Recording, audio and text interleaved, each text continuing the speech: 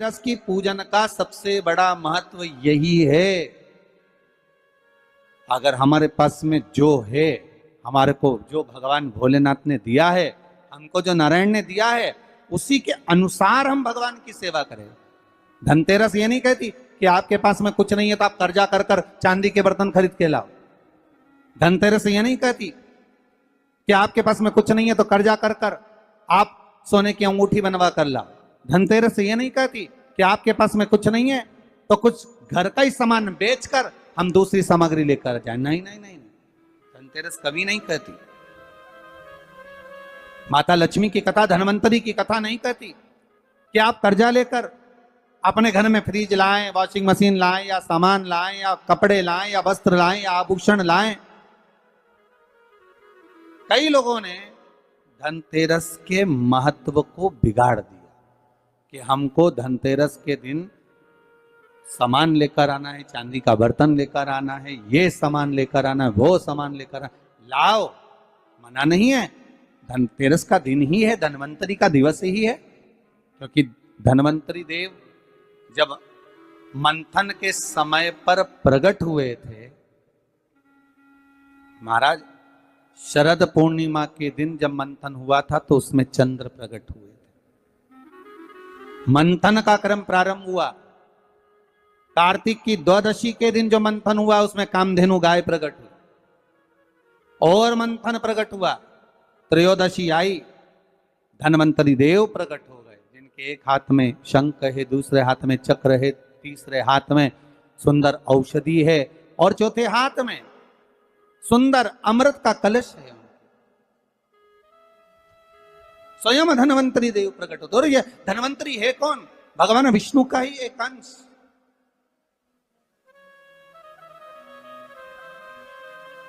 त्रयोदशी को धनवंतरी देव प्रकट हो गए। चतुर्दशी आई, मां कालका प्रकट हो गई। अमावस्या आई, माता लक्ष्मी प्रकट हो गई। ऐसे मंथन में निकल रहा। पर धनवंतरी के हाथ में अमृत कलश है। इसलिए हमारे यहाँ हिंदू धर्म में ये रीति रही है कि धनतेरस के दिन कोई सामग्री खरीदी जाती है, पीतल की, तांबे की, कोई वस्तु हम खरीदते हैं। पर आज का समय का जो फैशन बढ़ता गया तो कहा साहब चांदी के बर्तन खरीदना जरूरी है, चांदी का सामान खरीदना जरूरी है, सोने का पात्र, सोने की वस्तु खरीदना जरूरी है, ये सामग्री खरीदना। तो यहाँ शास्त्र नहीं कह रहा कि महाराज इतने महंगे महंगे पदार्थ खरीदो और घर में कर्जा कर लो। शास्त्र तो यह कहता है कि धनवंतरी की पूजन करना है आपको। अगर आप एक सामग्री भी लेकर आ रहे हैं तो उसमें आपका भाव जुड़ा होना चाहिए, कर्जा नहीं जुड़ा होना चाहिए।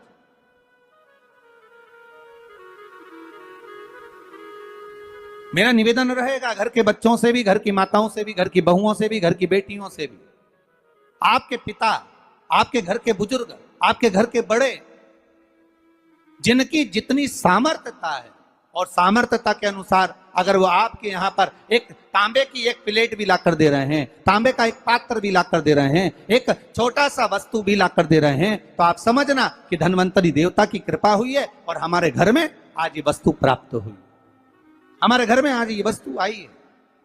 उसी को आप स्वर्ण की मान ले, उसी को आप चांदी की मान ले और उसी का पूजन कर। महाराज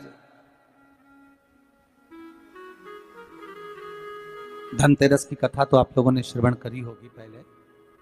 धनवंतरी की कथा, एक बार भगवान विष्णु मृत्यु लोक में भ्रमण करने निकले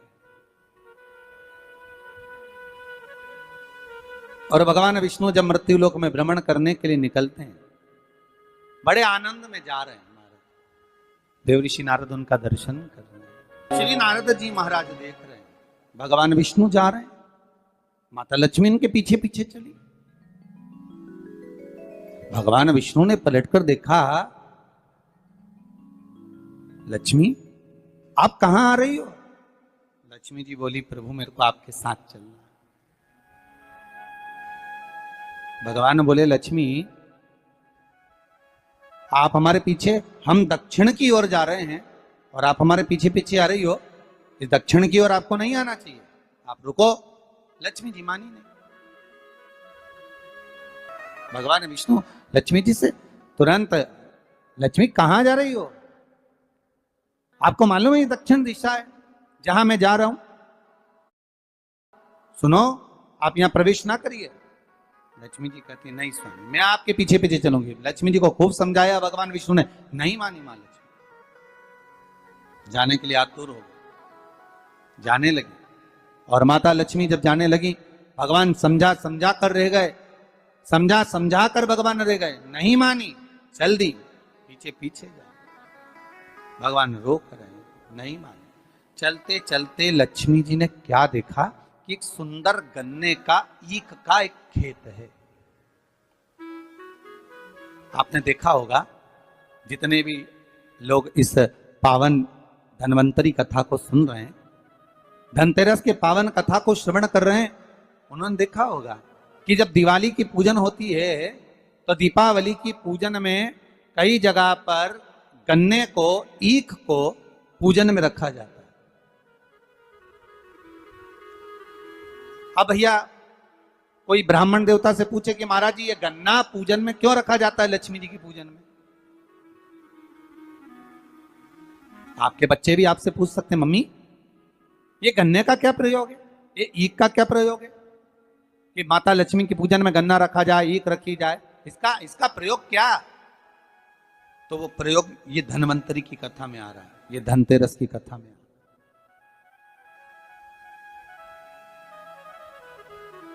महाराज, हिंदू धर्म के अंतर्गत भगवान की पूजन में जो जो सामग्री चढ़ती है उसका कहीं ना कहीं कुछ ना कुछ प्रमाण जरूर रहता है, जरूर होता है। अगर भगवान पर कोई वस्तु चढ़ी है, हमारे भोलेनाथ जी पर अगर धतूरा चढ़ा है, बेलपत्र चढ़ा है, समी पत्र चढ़ा है, हमारे भोलेनाथ जी पर अगर श्वेत पुष्प चढ़ा है, श्री गणेश जी महाराज को कहीं दुर्वा चढ़ी है, माँ जगत जननी जगदम्बा को लाल पुष्प समर्पित किए गए हैं, उसका प्रमाण कहीं ना कहीं हमारे शास्त्रों में मिलता ही है, उसका प्रमाण हमारे शास्त्रों में मिलेगा। गन्ने का, ईख का प्रमाण यहां आता है धन्वंतरी की कथा में कि माता लक्ष्मी गन्ने के खेत को देखकर, माता लक्ष्मी ईख के खेत को देखकर रुक गई और ईख के खेत को देखकर रुकी और भगवान विष्णु आगे बढ़ गए। गन्ने के खेत को जब माता लक्ष्मी ने देखा, उसमें से एक गन्ने का टुकड़ा, एक ईख का टुकड़ा माता लक्ष्मी ने तोड़ लिया।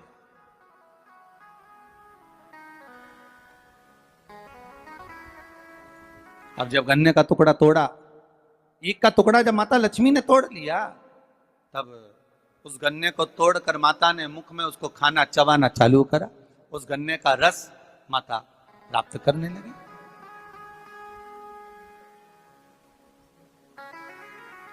उस गन्ने के रस को, उस शुगर को, गन्ने के उस रस को, ईख के उस रस को माता लक्ष्मी आराम से प्राप्त कर रही हैं और भगवान आगे निकल गए। लक्ष्मी जी रुक गई।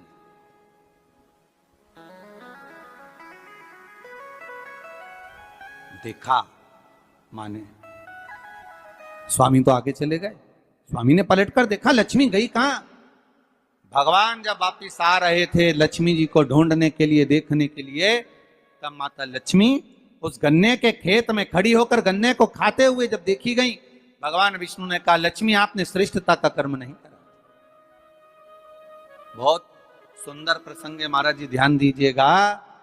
किसी के खेत में चना लग रहा है, किसी के खेत में गन्ना लग रहा है, किसी के खेत में कोई फसल लग रही है, खेत के मालिक से बिना पूछे अगर तोड़ ली जाती है, प्राप्त कर ली जाती है और उसका सेवन कर लिया जाता है, तो उसका भी दोष हमारा हिंदू धर्म बताता है, हमारे शास्त्र बताते हैं कि उसका भी दोष है। पहले भी कथा में कहा, 5 चोरों की कथा कही थी, उसमें वर्णन किया था भगवान को बिना दिए जो खा ले वो भी चोर है। बिना पूछे कोई वस्तु उठा ले वो भी चोर है। किसी के घर में बिना पूछे प्रवेश कर जाए, आपने दरवाजा नहीं बजाया, आवाज नहीं लगाई, बेल नहीं बजाई और आप घर में प्रवेश कर गए, चोर है। चौथा, महाराज किसी का सामान रखा था, बिना पूछे उठा लिया गया, रख लिया गया, वो भी एक चोर है। और पांचवा, माता पिता को दिए बिना जो एकांत में अपने कमरे में जाकर खा ले, वो भी चोर है। परमात्मा को दिए बिना, माता पिता को दिए बिना, घर के बुजुर्गों को, घर के बड़ों को दिए बिना भक्षण कर लेना, पा लेना, वो भी चोरी। उन 5 चोर में एक चोर का प्रमाण यहां पर आ जाता है महाराज जी कि किसी के खेत में, किसी के भवन में, किसी के घर में अगर आप प्रवेश कर रहे हो, किसी की कोई वस्तु रखी हुई है, उसको पहले आज्ञा लीजिए, पूछिए क्या हम ये ग्रहण कर सकते हैं, क्या हम ये ले सकते हैं। किसी के घर में प्रवेश कर रहे हो तो पहले आवाज लगाइए, दरवाजा बजाइए, बेल बजाइए, क्या मैं अंदर आ सकता हूं, क्या मैं प्रवेश कर सकता हूं।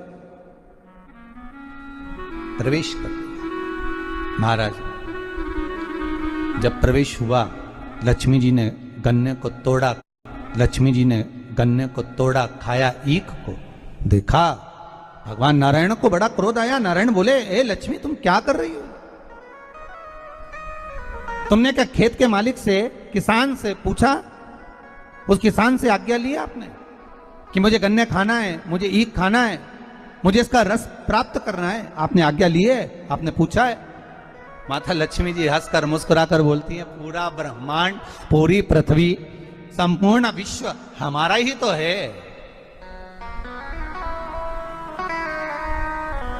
ये संपूर्ण ब्रह्मांड, संपूर्ण विश्व हमारा ही तो है।